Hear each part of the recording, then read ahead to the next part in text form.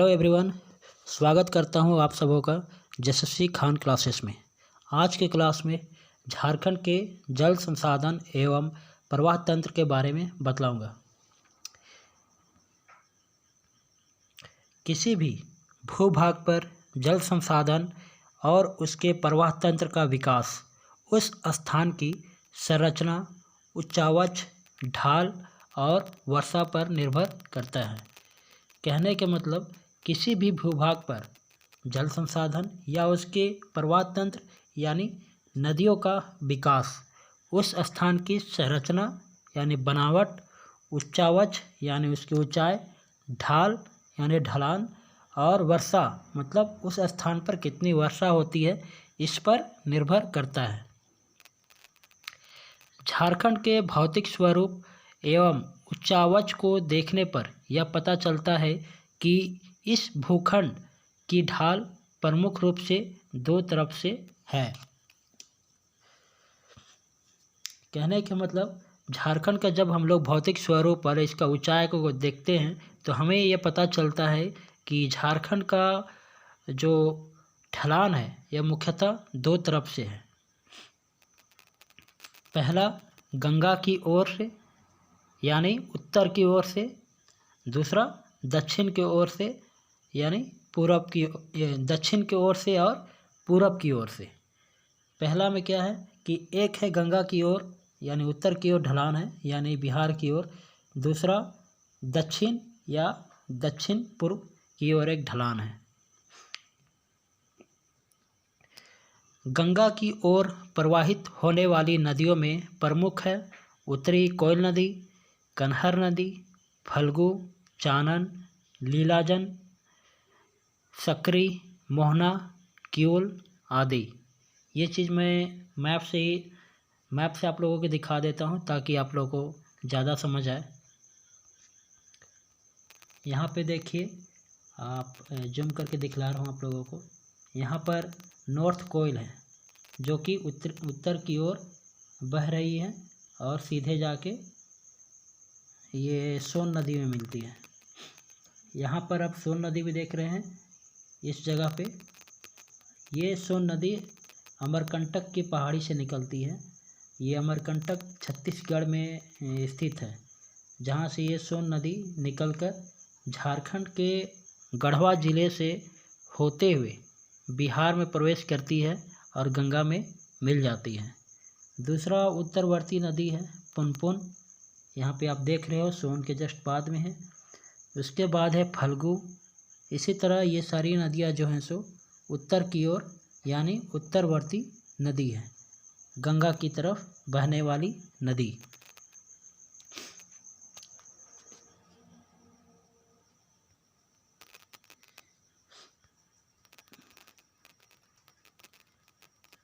इसके बाद झारखंड का प्रवाह प्रणाली को 3 भागों में विभाजित कर अध्ययन किया जा सकता है। पहला पूर्वी अपवाह तंत्र, दूसरा दक्षिणी अपवाह तंत्र, तीसरा उत्तरी अपवाह तंत्र। मतलब झारखंड का प्रवाह प्रणाली जो है उसको 3 भागों में हम लोग बांट सकते हैं और ये 3 भाग बांटकर हम लोग इसका अच्छी तरह अध्ययन कर सकते हैं। यहाँ पर मैं सबसे पहले पूर्वी अपवाह तंत्र जो है इसके अंतर्गत जितने सारी नदियाँ हैं उसके बारे में बतलाऊँगा। यहाँ पर आप मैप में देख भी सकते हो कि ये सारी नदियाँ जो हैं सो पूरब की ओर बहने वाली नदियाँ हैं। इसके अंतर्गत दामोदर, बराकर, अजय, मयूराक्षी, ब्राह्मणी, गुमानी और बासलोई नदी प्रमुख है। यहाँ पे देख सकते हो, ये कोनार हो गया, दामोदर, बराकर, अजय, मयूराक्षी, बांसलोई, ब्राह्मणी और गुमानी, ये सारी नदियाँ पूरब की ओर बहने वाली नदियाँ हैं। प्रस्तुत है प्रत्येक का विस्तृत वर्णन। सबसे पहले हम लोग दामोदर को देखते हैं। दामोदर के यहाँ पे मैंने मैप भी अटैच कर दिया है ताकि आप लोगों को बेहतर समझ आए। दामोदर नदी का प्रवाह पलामू के लातेहार जिले के लातेहार जिला के क्षेत्र के उत्तर पूर्वी भाग से होता है। यहाँ पे एक चीज़ मेंशन करना रह गया है कि दामोदर नदी जो है लातेहार जिला के उत्तर पूर्वी भाग यानी टोरी क्षेत्र से निकलती है। प्राचीन साहित्य में इसे देव नदी के नाम से भी जाना जाता है। लातेहार जिले से निकलकर चतरा, हजारीबाग, बोकारो, धनबाद होते हुए यह बंगाल में प्रवेश करती है। कहने का मतलब ये दामोदर जो है सो कहाँ से निकलती है? लातेहार का टोरी क्षेत्र से, लातेहार का उत्तर पूर्वी भाग यानी टोरी क्षेत्र से। और प्राचीन साहित्य में इसे क्या बोला जाता था? देव नदी। मैं जहाँ जहाँ पर हाईलाइट किया हूँ उसको आप या तो अपने नोट्स में नोट डाउन कर लीजिएगा या आप इसे ये पूरे ध्यान से देखिएगा। यहाँ पर दामोदर जो है सो लातेहार से निकलती है, जो सीधे हजारीबाग होते हुए बोकारो, धनबाद होते हुए सीधे वेस्ट बंगाल में इंटर करती है। दामोदर नदी अपने सहायक नदियों के साथ झारखंड में 290 किलोमीटर प्रवाहित होकर बंगाल में प्रवेश करती है और हुगली में मिल जाती है।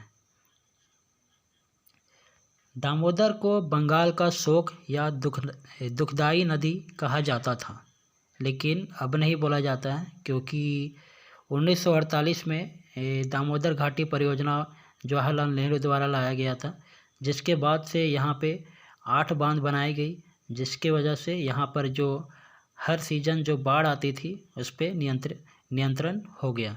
अब ये दामोदर नदी दुखदाई नदी के जगह सुखदाई नदी बन गई है। आज इस नदी घाटी क्षेत्र में भारत के सबसे अधिक कोयला उत्पादक क्षेत्र है। मतलब इस नदी घाटी क्षेत्र में कोयला उत्पादक क्षेत्र जो है भारत में सबसे ज़्यादा है। दामोदर नदी झारखंड की सबसे लंबी और सबसे बड़ी नदी है। साथ ही यह झारखंड की सबसे प्रदूषित नदी है। तो यहाँ पर ये ध्यान दीजिएगा, सबसे लंबी भी है झारखंड की और सबसे बड़ी नदी भी है। इसके अलावा ये सबसे प्रदूषित नदी है। दामोदर नदी का अगर ये लंबाई देखा जाए झारखंड में तो यहाँ पे मैंने बतलाया है कि ये 290 किलोमीटर है, और दामोदर नदी का अगर कुल लंबाई अगर पूछा जाए तो वो 590 किलोमीटर है। इसके बाद हम लोग ब्राकर नदी को देखते हैं। इस नदी का उद्भव उत्तरी हजारीबाग जिले से प्रारंभ होता है। इस नदी की प्रमुखता मैथन डैम बन जाने से बढ़ गई है। मैथन डैम कहाँ है? हजारीबाग, ये ब्राकर नदी पे, जो हजारीबाग में है। ब्राकर नदी का मुहाना दामोदर नदी में पड़ता है और इस नदी का कुल लंबाई 225 किलोमीटर है, जिसका अपवाह क्षेत्र हजारीबाग, गिरिडीह और धनबाद है।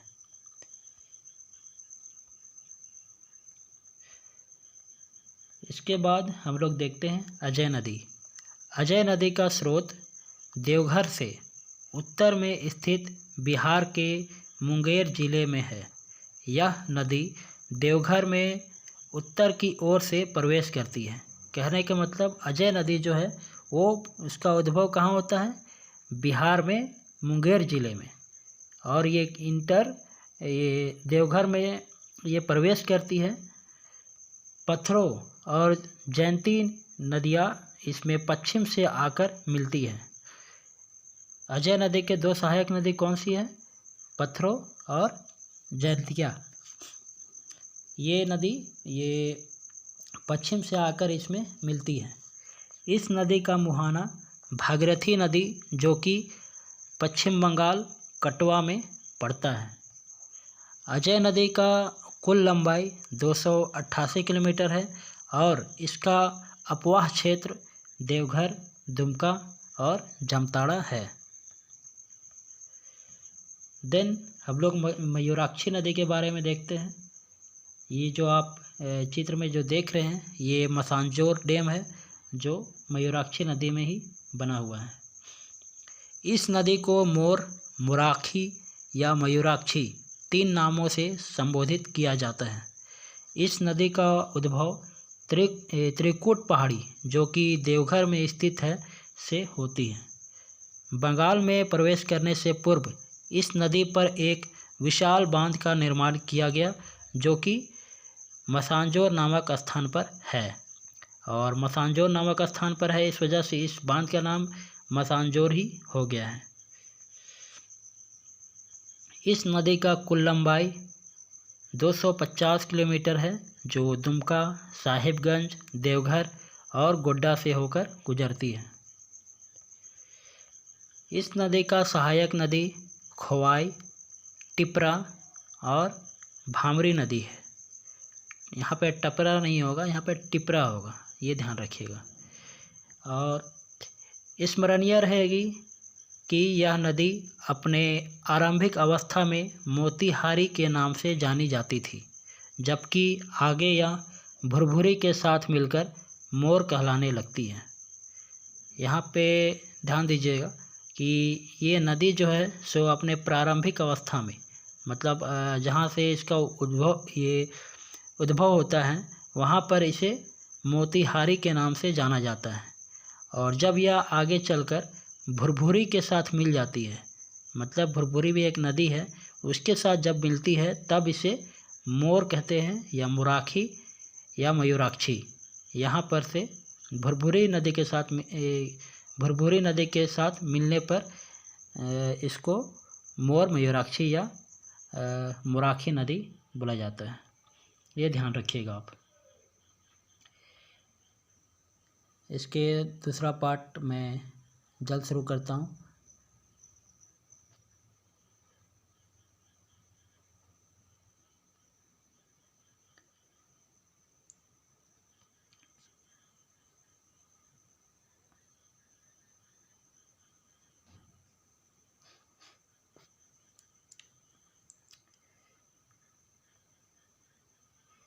ब्राह्मणी नदी दुमका जिला के उत्तरी सीमा पर स्थित दुधवा पहाड़ी के पश्चिमी ढाल से ब्राह्मणी नदी का उद्गम होता है।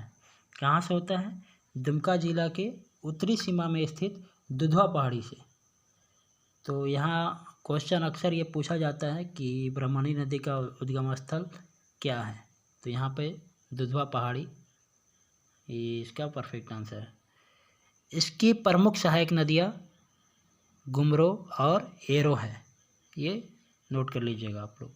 इस नदी का कुल लंबाई 480 किलोमीटर है और इसका अपवाह क्षेत्र दुमका, साहेबगंज, देवघर और गोड्डा है। इन सभी जिलों से बहते हुए ब्राह्मणी नदी पश्चिम बंगाल में हुगली नदी पर मिल जाती है। इसकी कुल लंबाई कितनी है? 480 किलोमीटर। अपवाह क्षेत्र दुमका, देवघर और गोड्डा है, साथ ही साहेबगंज भी है। गुमानी नदी, यह साहेबगंज जिले की राजमहल की पहाड़ियों से निकलकर पूरब की ओर प्रवाहित होती है। इस नदी की दो प्रमुख नदियां हैं। पहला मेरेल नदी, यह उत्तर की ओर से आकर इस पर मिलती है, और दक्षिण से बूढ़ा नदी आकर इस पे मिलती है, जिसे बुढ़ैत नदी भी बोला जाता है। इस नदी का मुहाना, मतलब अजय नदी का जो मुहाना है वो गंगा नदी में है। गंगा नदी में ये जाकर मिल जाती है। बांसलोई नदी, यह नदी गोड्डा जिले से बांस पहाड़ से उद्भूत होकर पूरब दिशा की ओर प्रवाहित होती है, जो पश्चिम बंगाल में गंगा नदी से मिल जाती है। तो इस क्लास में मैंने जितना भी पूर्ववर्ती नदियां हैं उसके बारे में विस्तृत वर्णन किया है, और अगले क्लास में मैं दक्षिणवर्ती जितने भी नदियां हैं उसके बारे, इसके साथ उत्तरवर्ती जितने भी नदियां हैं उसके बारे में विस्तृत वर्णन यहाँ पे करूँगा। तब तक के लिए आप सभी लोगों को विदाई लेता हूँ, और आप सभी को गुड नाइट, टेक केयर, शुभ सब्बा खैर, शुभ रात्रि।